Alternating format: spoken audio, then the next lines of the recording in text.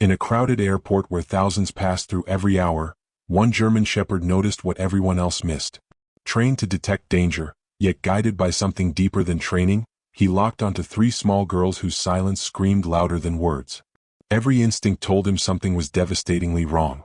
Every movement, every glance, every trembling breath from the smallest child told a story of fear hidden beneath a mask of normalcy. What began as a routine patrol became a race against time to save innocent lives from the darkness of human evil. But when the truth emerged, when the handler finally understood what his canine partner had sensed all along, what choice would he make? And more importantly, would it be fast enough? The airport hummed with its usual controlled chaos, a symphony of rolling luggage wheels, distant announcements echoing through the terminal, and the constant shuffle of travelers rushing toward gates or reunions. Business travelers moved with purposeful strides toward security checkpoints, families clustered near departure screens with restless children tugging at their sleeves, and couples embraced near arrival corridors with tears of joy or goodbye streaming down their faces. Neon departure boards glowed against the polished marble floor, reflecting schedules that flickered with every update and delay. The air carried a blend of roasted coffee beans, industrial cleaning solution, and the collision of dozens of perfumes and colognes worn by passing strangers. Officer Nathan Brooks adjusted the tactical vest beneath his dark blue uniform and slowed his pace just enough to let the atmosphere wash over him. He knew this environment intimately, the chaos, the constant shifting currents of human movement, the veneer of order carefully layered over potential disorder. To most travelers rushing through Terminal C, the noise was merely distracting background static. To him, it was a living map, one he had learned to read through 8 years of airport security work, built on patience, observation, and hard-won intuition. And he wasn't alone in his vigilance. At his side walked Bruno, his German shepherd partner, whose paws struck the polished floor with a rhythm that contrasted sharply against the erratic clatter of rolling suitcases and shuffling feet. His coat gleamed beneath the fluorescent lights, rich black and tan fur that shifted with each powerful, deliberate stride. Bruno's ears stood high and alert, constantly pivoting to catch sounds beyond human hearing range. His dark eyes swept the terminal with laser precision, catching micro-expressions and body language details no human observer could process. He was calm yet intensely focused, tail low, body fluid and controlled, a silent sentinel who embodied both raw strength and remarkable sensitivity at once. Together they cut a distinctive path through the sea of travelers. Many turned their heads at the sight, the tall officer with his steady, penetrating gaze and the magnificent canine whose very presence commanded respect and projected safety. Nathan walked with the kind of disciplined focus that seemed immune to distraction. His short dark hair was neatly trimmed, his posture upright yet relaxed, ready to respond to any situation. Though his badge and credentials weren't openly displayed, his entire demeanor announced his profession before he ever spoke a word. For most people passing through this morning, this was simply another routine travel day. For Nathan, every corner of this terminal carried possibility: the sudden escalation of a domestic dispute near the ticket counters, the accidental abandonment of a suspicious bag near the restrooms, or what he feared most, the hidden movements of predators who thrived in shadows, expertly exploiting noise and chaos to conceal darker truths and more sinister intentions. And Bruno had always been the first to detect them. It happened suddenly. Bruno's smooth stride faltered mid-step. His head snapped sharply to the left, ears pricked impossibly high, his entire body shifting into rigid, focused alertness. His dark eyes locked onto something beyond the tide of passengers moving toward the security checkpoint, something that triggered every protective instinct in his highly trained body. Nathan felt the leash tighten ever so slightly as Bruno's powerful muscles coiled beneath his fur. That particular tension was intimately familiar to Nathan, and it immediately set his own instincts on high alert. He followed Bruno's unwavering gaze across the terminal. Near gate D12, positioned partially behind a wide support column as if seeking to disappear into the architecture itself, stood a woman dressed in a distinctive red coat. Beside her clustered 3 young blonde girls, all appearing to be between the ages of 5 and 9. At first glance, there was nothing extraordinary about the group. The woman's posture was slightly hunched, suggesting exhaustion from travel. Each child carried a small backpack. They stood unnaturally close to her, pressed against her sides like frightened shadows refusing to detach from their source. But then came the telling details, the ones that separated ordinary from alarming. The woman's face was partially turned downward and away, as though she hoped to remain invisible despite her bright clothing. The children weren't exhibiting the typical restless energy of young travelers. No fidgeting, no complaints, no questions about when they'd bored. They were eerily silent, their small bodies rigid with tension, their hands gripping backpack straps and clothing fabric with white-knuckled desperation. Nathan's trained gaze locked onto the youngest, a small girl wearing a light pink hoodie no older than 6. The child's tiny fingers clutched the fabric of her older sister's sleeve as though it were her only lifeline in a stormy sea. Her lips trembled continuously, though no sound escaped them. Her eyes, wide and glassy with barely suppressed terror, darted frantically back and forth with desperate calculation, never once meeting the woman in red's gaze. Then, for the briefest instant, less than a heartbeat, her frightened eyes found Nathan's across the crowded terminal. It was only a flicker, the most momentary connection, but it was enough. In that single glance lived a plea so silent yet so piercing it bypassed all rational thought. Fear so deep and profound it had silenced even tears. Hope so fragile and threadbare it could shatter with one wrong step or harsh word. A desperate, wordless cry for help from a child who had learned that staying quiet meant staying alive. Nathan felt his breath catch sharply in his throat, his chest tightening with recognition. He had seen that exact look before, on children pulled from locked basements during domestic raids, on victims who had learned through brutal experience that silence was infinitely safer than speaking, on the faces of the traumatized who no longer believed rescue was possible. It was a look that bypassed every layer of professional detachment and burrowed straight into primal protective instinct. Bruno growled low, the sound vibrating through his powerful chest like distant thunder rolling across a darkening sky. The noise was quiet enough that only Nathan could hear it above the airport's constant din. His fur bristled along his spine, ears angled sharply forward, body leaning ever so slightly toward the group near gate D12. His nostrils flared as he processed scents carried on the terminal's recycled air. He had recognized something dangerous, the way he always did, the way his training and instincts worked in perfect harmony, something that human senses too often dismissed or overlooked until it was far too late. Something was catastrophically wrong with those 3 little girls and the woman in the red coat. And Bruno was absolutely certain of it. Officer Nathan Brooks moved through the stream of weary passengers in Terminal C, his senses tuned to the low humming frequency of routine security. The air was thick with the scent of cheap coffee and recycled air, a familiar blend of corporate efficiency and human exhaustion. Beside him, Bruno, a solid, copper-colored German shepherd, strode with the disciplined patience of a highly trained canine. Bruno's head was level with Nathan's knee, his ears swiveling to process the cacophony of rolling luggage and disembodied announcement voices. It was just another sweep, a measured, necessary rhythm to the airport's controlled chaos. Then Bruno stopped. The halt wasn't a sudden yank against the leash. It was a deliberate, almost subtle stiffening of his entire frame. His ears rotated sharply forward, and the casual, low-slung tail he had been carrying snapped to attention, held perfectly level. Nathan followed the dog's fixed gaze to a woman about 30 feet ahead, standing near the gate for Flight 417 to Phoenix. She wore an expensive, vibrant red coat that made her stand out sharply against the muted tones of the other travelers. 3 girls flanked her, all dressed alike in pale blue dresses, with hair the color of spun gold.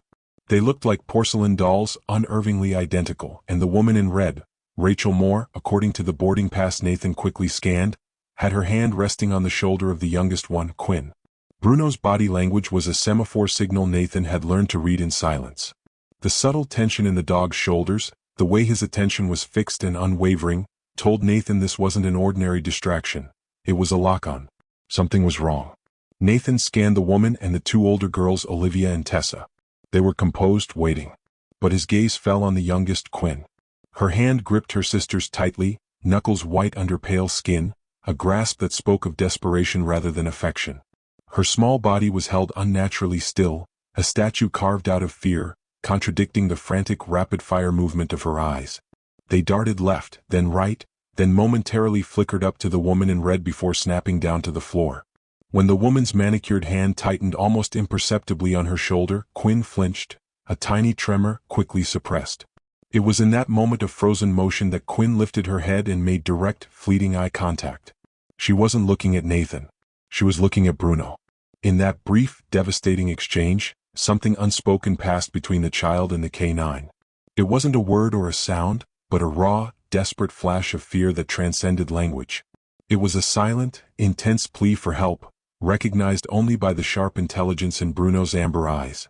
Bruno didn't bark, didn't growl, didn't move an inch, but the invisible signal had been received. He stood as the child's last sentinel, the only one who had seen through the veneer of a normal family trip. Nathan felt a cold knot tighten in his gut. This was no routine security sweep anymore. This was a rescue. Nathan Brooks adjusted his posture, forcing a look of genial, casual professionalism onto his face. He kept his pace measured as he approached the group, guiding Bruno to walk slightly ahead but maintaining a loose leash. The dog's body was a taut wire of contained energy, his fixed attention a beacon of alarm, but his manner was outwardly calm, a perfect reflection of Nathan's command. "Excuse me, ma'am." "Routine security check," Nathan said, projecting his voice just loud enough to cut through the gate noise without causing a scene. "Just a quick verification of travel details." The woman in the red coat, who had previously identified herself as Rachel Moore, turned. Her smile snapped into place, a bright, flawless piece of social armor that didn't quite reach her dark, cool eyes. She produced her ID and the 3 girls' passes with a practiced efficiency that was immediately suspicious.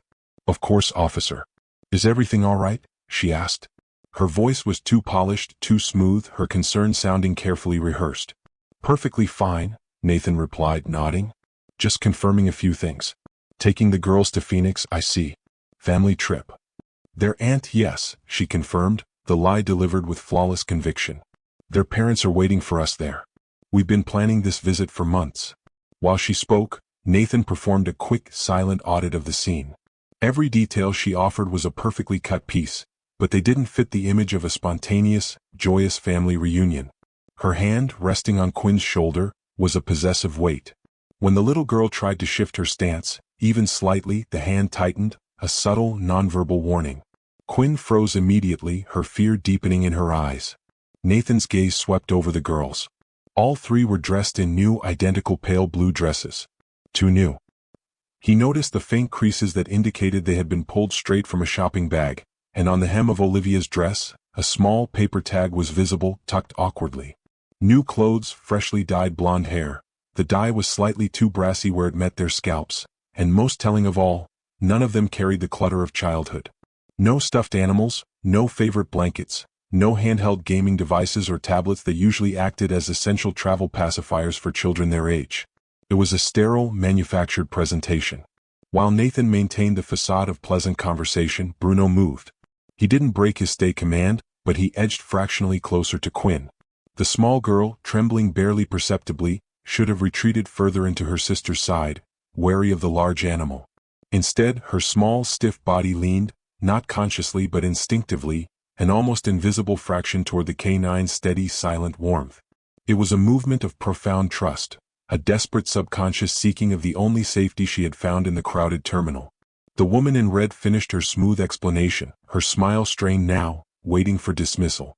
Nathan felt the adrenaline begin to spike, knowing he was walking a tightrope.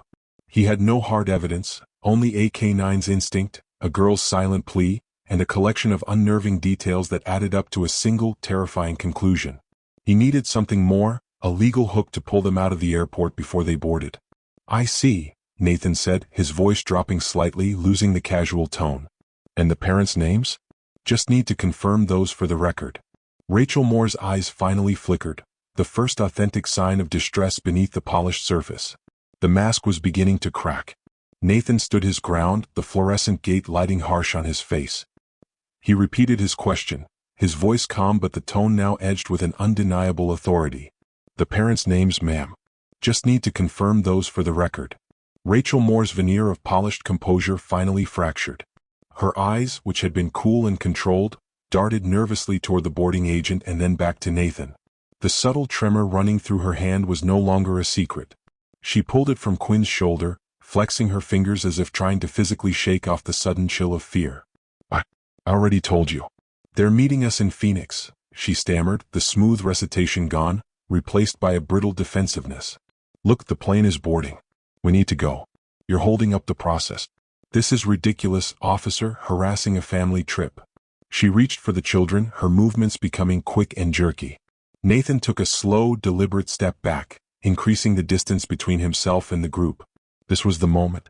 He had backed her into the corner. She was resorting to aggression, a classic maneuver of someone with something to hide. Bruno, sensing the sharp uptick in adrenaline, shifted his weight, his eyes tracking Rachel's every twitch. The slight sound of the dog's paws on the polished floor was the only audible warning. "Just the names, ma'am." "It will take only a minute," Nathan insisted, his gaze locking with hers, refusing to break. He watched as the woman calculated her options, the realization dawning in her eyes that her practiced smile and rehearsed story were not going to be enough to make the officer back down. It was in that pregnant silence, just as Rachel Moore was about to either capitulate or lash out, that the faint, staticky crack of Nathan's radio erupted. The sound was minimal, designed to be missed in the terminal's noise, yet it cut through the air with the force of a siren. "All units be advised. Priority 1 alert, repeat, Priority 1. Be on lookout for a female subject, alias in use, identified as Nadia Kerrigan. Mid-30s, heavy involvement suspected in international trafficking network. Possibly traveling with multiple minors, 3 blonde females. Last known location, airport perimeter." Nathan's blood ran cold, a shocking contrast to the heat rising on his neck. The details cascaded over him, each one a hammer blow of confirmation. Female, late 30s, 3 blonde girls, trafficking. Nadia Kerrigan. The real name. He didn't need to check the manifest. He knew exactly who the dispatch was describing. A profound, sickening wave of realization washed over Nathan. Bruno hadn't simply alerted to a suspicious person. He had identified a major criminal before the organized machine of international intelligence had managed to piece together the first official warning. Bruno had read the terror in the child's eyes, the invisible signal, and acted on pure instinct and training hours before the radio transmission had even been compiled. The dog was the sharpest point of the spear, the truest form of defense. Internally, Nathan went through his tactical checklist with machine-like speed.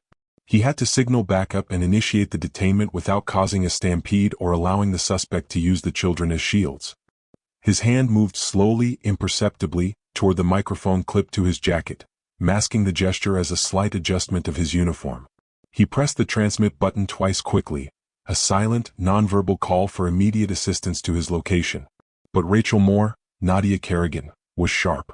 She saw it. She saw the infinitesimal change in the set of Nathan's shoulders, the way his eyes had momentarily glazed over as he processed the dispatch, and the deliberate, slow movement of his hand toward the radio. The final flicker of composure was extinguished from her face, replaced by a raw, naked panic so absolute it was terrifying to witness. Her dark eyes widened, calculating her escape route, her mind clearly racing through the narrow gap between the gate counter and the crowded check-in kiosks.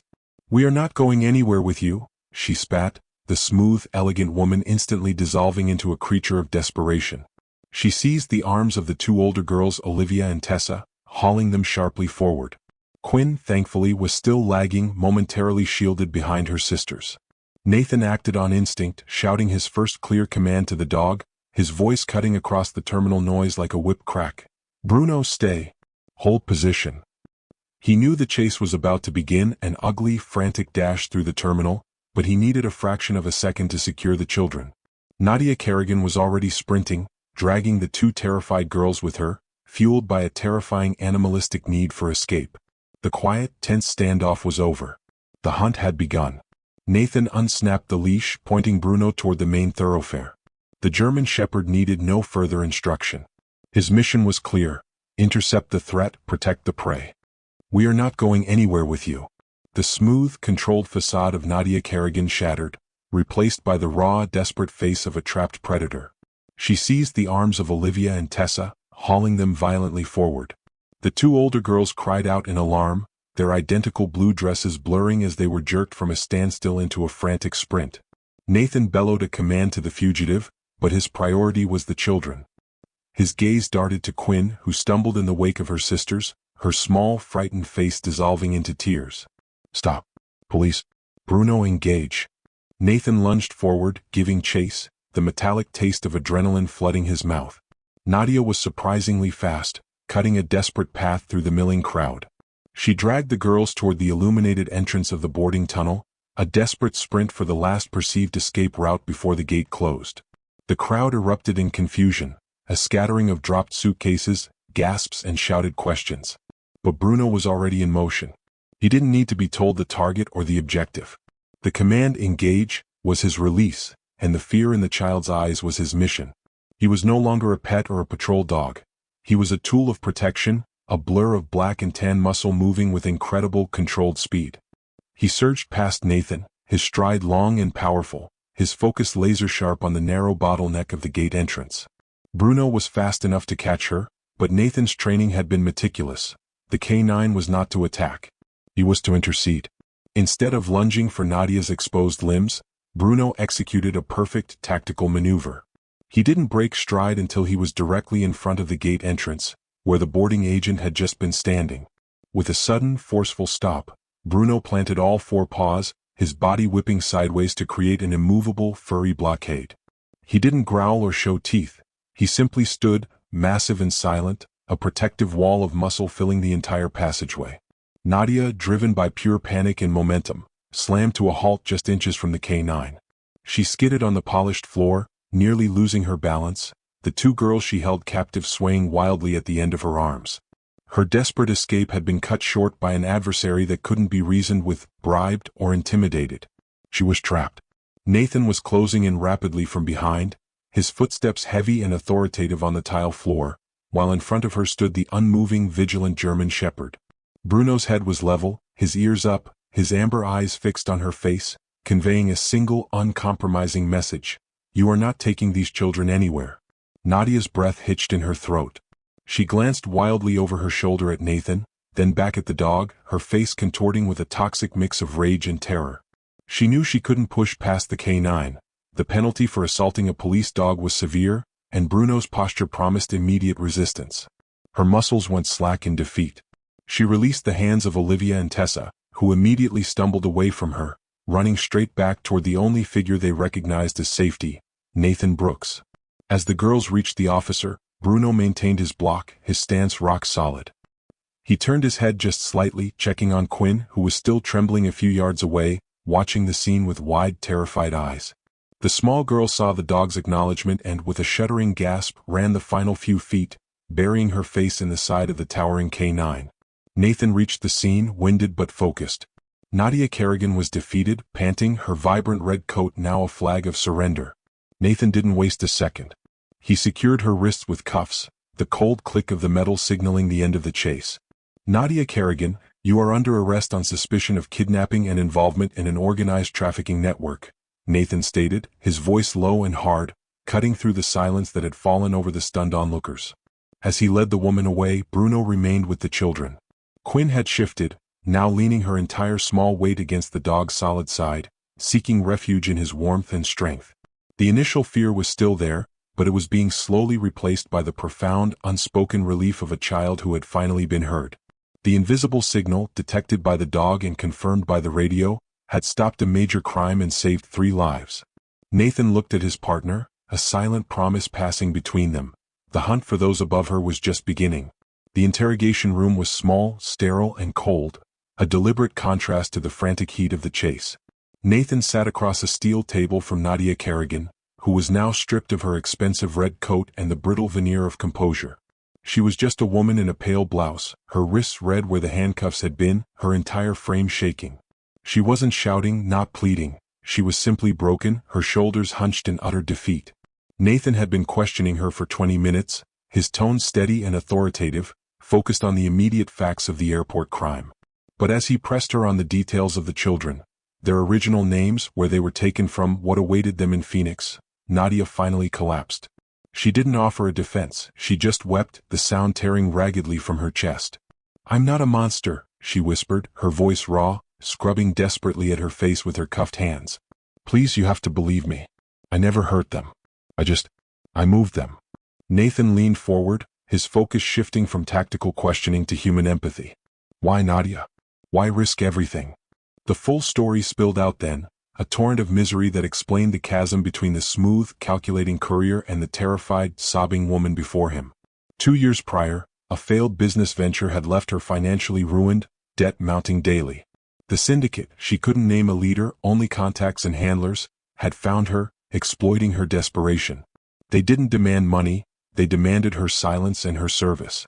They called it a way out, she choked out, tears carving clean paths down her dusty cheeks. Transporting packages, that's what they call the children, through the airports. False documents, easy routes. They said it was just debt repayment. The true hold, however, wasn't financial. It was familial. My mother, she whispered, her voice barely audible. She's 82. Has heart problems. They showed me pictures. Pictures of my mother's apartment, pictures of her walking her dog. They said if I missed a flight, if I ran, if I even looked at a police officer, they would send someone to her immediately. They promised they would make her death look like a terrible accident. She gasped, struggling to catch her breath. I couldn't risk her. Nathan absorbed the information, his posture softening slightly but his mind racing. This wasn't a mercenary, this was a hostage. The complex cruelty of the syndicate, using the love of a mother as their ultimate leverage, was chilling. It meant they were deeply organized, efficient, and utterly ruthless. They didn't rely on brute force, they relied on fear and information. They gave me this, Nadia finally managed, her shaking hand pushing a waterproof smartphone across the table. It was sleek, corporate, and completely untraceable. Encrypted. They told me to destroy it if I was caught. But I didn't. I couldn't do it anymore. I don't want my soul blackened anymore. Nathan carefully picked up the device. With the woman's shaky verbal password, he bypassed the encryption. What he saw wasn't a simple list of contacts. It was a digital nerve center. The screen displayed a meticulously organized file structure containing route maps, schedules stretching 6 months into the future, coded financial transfers, and a vast, labyrinthine network of contacts spanning multiple countries. There were names, flight codes, cargo manifest overlays, and even satellite surveillance pictures of various rendezvous points. The weight of the phone in Nathan's hand suddenly felt immense. It was the complete operational manual for a major, international human trafficking network. Bruno hadn't just alerted him to a single crime in Terminal C. The K-9's instinct had inadvertently led them to the beating heart of a global crime syndicate. They hadn't just caught a courier, they had stumbled onto something far, far larger than one woman's crime and one local airport stop. This wasn't a case anymore. This was a war. Nathan looked back at Nadia, whose tears had subsided into a hollow stare. You just saved your mother, Nadia. And a lot more people. He signaled to the waiting detective commander. We've got the list. Get the tactical teams ready. We're going on the offensive. The hunt was about to go nationwide. The revelation of Nadia Kerrigan's smartphone immediately triggered a massive multi-agency response. The sterile quiet of the interrogation room was replaced by the controlled frenzy of a newly formed task force command center. FBI special agents, Homeland Security analysts, and regional task force detectives converged, the air thick with the smell of strong coffee and the sharp, continuous chatter of tactical communication. The information gleaned from the device was overwhelming, a digital roadmap detailing a pipeline of human misery. Nathan Brooks sat with Bruno at the edge of the planning table, physically exhausted but mentally wired. He watched as the analyst team, led by a sharp, quiet woman named Agent Ramirez, processed the data. They identified a key vulnerability in the network's current operational schedule, the next scheduled transfer.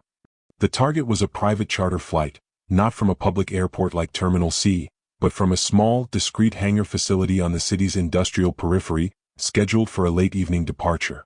The logistics coordinator responsible for this leg was identified as Marcus Delacroix, a mid-level operative managing routes across the southern United States. His file, contained within Nadia's encrypted schedules, was chillingly clinical, listing an estimated inventory of 8 to 12 children in his current custody, awaiting shipment. Delacroix is a handler, not a courier, Agent Ramirez explained, pointing to a satellite image of the dimly lit hangar complex projected onto the wall. He's responsible for holding the packages until transfer time. He's ex-military, former security contractor. He'll be armed and he'll be paranoid now that Nadia's gone dark. The primary objective was simple but fraught with peril. A synchronized raid to capture Delacroix and rescue every child without incident. Any miscommunication, any premature noise, or a moment of hesitation could result in Delacroix taking drastic action, putting the victims at immediate risk. We go in silent, we go in hard, and we go in fast, declared the tactical commander, sketching the floor plan of the hangar onto a dry erase board. 2 entry points. Team 1 hits the main office where Delacroix is likely monitoring systems. Team 2 secures the rear storage area where the inventory is held. Nathan Bruno, you're with Team 2. Your priority is victim location and protection. Delacroix won't expect a K-9 team in a hangar, which gives us an advantage. Nathan nodded, running his hand along Bruno's back. The dog, resting at his feet amidst the clutter of cables and coffee cups, was a picture of perfect, contained stillness. The pressure was enormous. Terminal C had been instinct and rapid reaction. This was calculated warfare. They were moving from defense to offense, targeting the heart of the operation. As the final operational plan solidified, Nathan knelt beside Bruno, checking the dog's harness and equipment one last time. He looked into those amber eyes, seeing not the comforting gaze of a companion, but the focused intensity of a partner preparing for battle. The children were relying on the dog's senses, his ability to locate them in the dark, cavernous space and provide a protective barrier in the inevitable chaos of a raid. "Easy, boy," Nathan murmured, his voice low. "We do this for Quinn and the others. This is why we train." Hours later, Nathan and Bruno were secured in the back of an unmarked tactical van, moving in convoy toward the flickering sodium lights of the industrial park. The weight of the task felt heavy and sharp in the silence. The fate of 8 to 12 lives hinged on the precision of the next 20 minutes. Nathan felt the metallic taste of adrenaline return, but this time, it was mixed with a burning, determined resolve. The invisible signal had led them here. Now it was time to respond with visible, overwhelming force. The tactical van rolled to a stop 50 yards from the main entrance of the industrial hangar complex. Dusk had fully settled, turning the expansive tarmac into a murky gray canvas broken only by the cold, yellow glare of security lamps. The assault team moved like shadows, clad in black gear, silent and efficient. Nathan, Bruno pressed close to his side, was part of Team 2, tasked with securing the rear storage area, the intended location of the children. The air inside the hangar was a stale, chemical mix of jet fuel, metal, and dust. It was a cavernous, confusing space, cluttered with spare parts, massive tool chests, and the hulking silhouettes of 2 small aircraft. The tactical team advanced in a staggered line, their helmet-mounted lights cutting focused beams through the oppressive gloom. Nathan relied entirely on his partner. Bruno's acute, specialized senses were the most valuable asset in this chaotic environment. Bruno's nose worked low to the ground, processing the complex scent profile of the space, oil, solvent, and the faint, sweet scent of fear. Then he subtly tugged Nathan's leash, deviating from the pre-planned path of Team 2. Nathan signaled the deviation with a quick hand movement. The dog led them past stacked wooden crates and behind a decommissioned jet engine housing. His posture became rigid, his sniffing shifting to focused, shallow inhales. He had found them.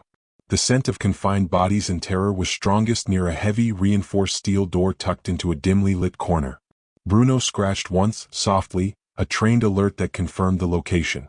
The breach was instantaneous. A flashbang detonated near the main office entrance, Team 1's target, simultaneously with the thunderous crack of the breaching charge hitting the steel door. Nathan shielded Bruno as the door flew inward, revealing a small, windowless storage room. The sight was devastating. 9 small children, not the anticipated 8 to 12, were huddled on thin cots, their faces pale and their eyes wide with fear, covering their heads against the deafening noise of the raid. "Police, K9 unit, secure the children," Nathan roared, his voice cutting through the ringing silence left by the flashbang. The immediate objective was achieved with surgical precision. Marcus Delacroix and his 4 armed associates, caught completely off guard by the synchronized assault and the K9's early detection, were rapidly disarmed and secured by Team 1. They had barely had time to reach for their weapons. While paramedics rushed in to attend to the terrified victims, Nathan secured Delacroix, his hands cuffed behind his back. Delacroix was a large, hard-faced man, still wrestling with the shock of his arrest. But as Nathan turned him to face the wall, the man caught Nathan's eye. A cold, cynical smirk spread across his lips. "You think this changes anything, officer?" Delacroix's voice was low, laced with a smug certainty that grated against Nathan's nerves. He paused, looking contemptuously around the room at the organized chaos. "You caught a courier and a handler. 2 heads. But we're a Hydra, Brooks. Cut off 1 head, 2 more grow back." He spat the words out like a curse, his eyes glittering with unrepentant malice. "You're just playing whack-a-mole. The network is everywhere. Rich men, powerful men, they want this. You'll never stop it. Never. You're too late for too many." The arrogance was a physical blow.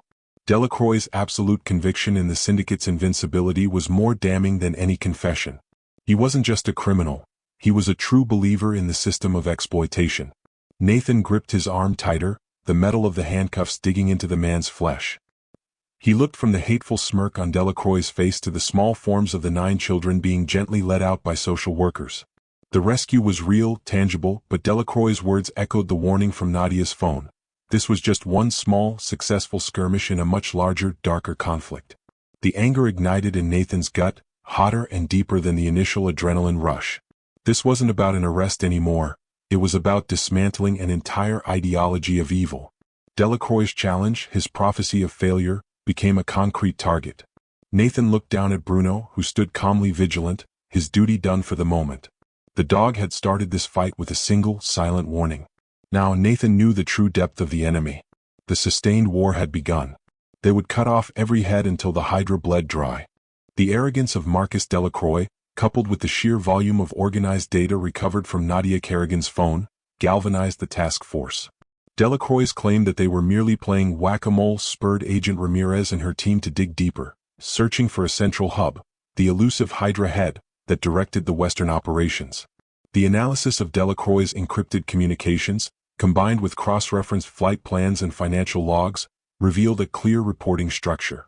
All major logistical movements across the entire western half of the United States funneled back to one specific individual, identified only by a coded moniker in the syndicate files, the architect.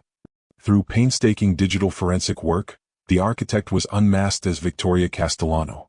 Castellano was a different species of criminal entirely. She wasn't a street operator or a desperate courier, she was a former Fortune 500 logistics executive. She had vanished from the corporate world 2 years prior, only to resurface at the apex of the trafficking network, bringing with her the chilling efficiency of corporate management. She didn't rely on brute force, she relied on optimization, risk assessment, and flawless scheduling. She was brilliant, ruthless, and terrifyingly careful. Her operational base was identified as a heavily fortified compound nestled deep within a remote, rugged stretch of the Pacific Northwest Mountains in Washington state. It was a perfect lair, difficult to access, impossible to stumble upon, and isolated from immediate law enforcement response. The realization that they were going up against a mind of this caliber raised the stakes higher than ever. This was the most dangerous operation yet, requiring a level of precision and stealth far beyond the hangar raid. Nathan and Bruno were immediately dispatched to Washington, joining a specialized, multi-jurisdictional task force focused on high-altitude surveillance and infiltration. The transition from the concrete runways of the city to the dense, pine-scented silence of the mountains was jarring.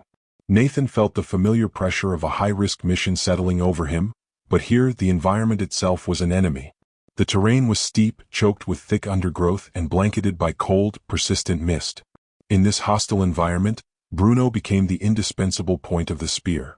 The sophisticated satellite and thermal imaging provided by the task force could see the perimeter defenses, but they couldn't see the silent, hidden trails or the changes in the air currents. Bruno could. For 2 days, Nathan and his partner worked with a small recon team, using the cover of the dense forest to establish surveillance posts. Bruno's tracking skills were essential, leading them around tripwires and sensory alarms that Castellano's high-tech security detail had meticulously placed.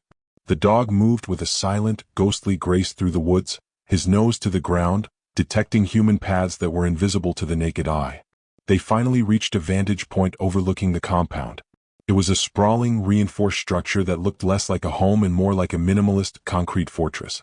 Lights glowed inside, suggesting constant activity. This wasn't a temporary hiding place. It was the nerve center where Castellano coordinated her empire, the place where the logistics of human movement met the cold calculation of a financial balance sheet. Nathan watched the compound through night vision binoculars, the quiet click of his camera the only sound besides Bruno's steady, shallow breathing beside him. The scale of the organization, the depth of its resources, and the genius of its architect were staggering. Delacroix's mockery echoed in his mind, but here, in the cold shadow of Castellano's fortress, Nathan felt a renewed and fiery determination. They hadn't just found a piece of the Hydra, they had found a primary head. And this time they weren't just going to cut it off. They were going to dismantle the neck. The operation to breach the fortress and capture the architect was scheduled for dawn. The final raid on Victoria Castellano's mountain fortress was everything the planning had anticipated. Intense, perilous, and utterly silent until the final breach. Moving under the cover of the pre-dawn darkness, the tactical team navigated the minefield of alarms and sensors, relying on the minute-by-minute updates from their surveillance. Nathan and Bruno were the spearhead, their path dictated by the K9's ability to detect the faintest disturbances and hidden trails around the perimeter. The moment of entry was explosive. Breaching charges simultaneously blew the heavy front door and a secondary basement access point. The building erupted in sound and dust. While the main team secured Castellano's armed guards and cleared the upper floors, Nathan and Bruno plunged into the cold, damp air of the lower level. The complex was a maze of reinforced corridors, but Bruno's focus was unwavering. He led Nathan directly past locked offices and storage units, his nose low, tracking a specific, faint scent. He stopped at a seemingly blank section of concrete wall, whining softly and scratching once at the seam. It was a hidden panel, flawlessly concealed to avoid detection. Found something, Nathan reported over his comms, his heart pounding against his ribs. The breach team moved the heavy machinery and, after another charge, blasted open a concealed basement room. The sight inside brought the rush of the battle to a dead stop. Huddled in the silent, cold chamber were 23 children. They were motionless, subdued, their eyes reflecting the terrifying flash of the explosion. They were victims from 6 different countries, a devastating testament to the scale of Castellano's global efficiency. Meanwhile, Victoria Castellano herself was cornered in her main server room, attempting a desperate, last-minute digital scorched earth policy. She was apprehended by Agent Ramirez while smashing hard drives, her face contorted not with fear, but with frustrated rage that her flawless system had been compromised. The architect, the corporate queen of cruelty, was finally in custody.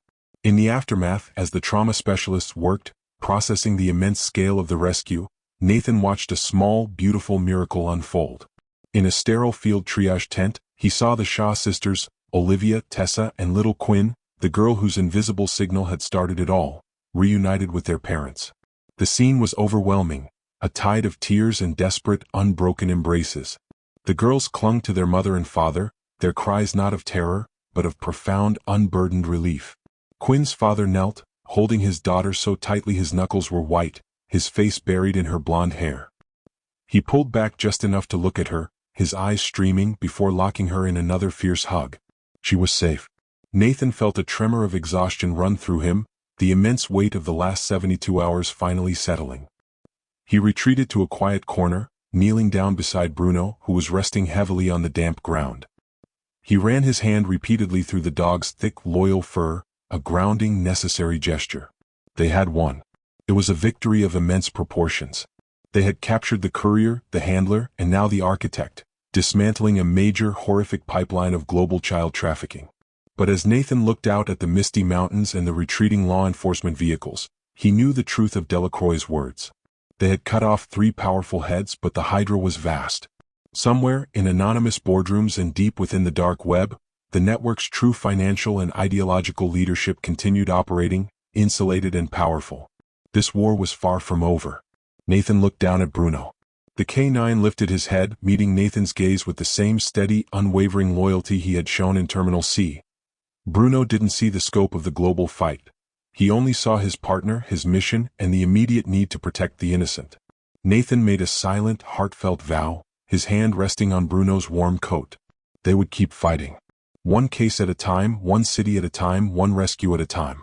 For every child they saved, for the relief in Quinn's tiny face, the sacrifice was worth it. They weren't done yet. They had a long way to go, but they would go together. You just watched a hero save the day, but here's the thing. Only 1 in 10 of you who watch actually subscribe. If this story moved you, be one of the few who ensures I can keep sharing stories of everyday heroes. Hit that subscribe button, leave a like, and tell me in the comments, have you ever witnessed an act of bravery like this?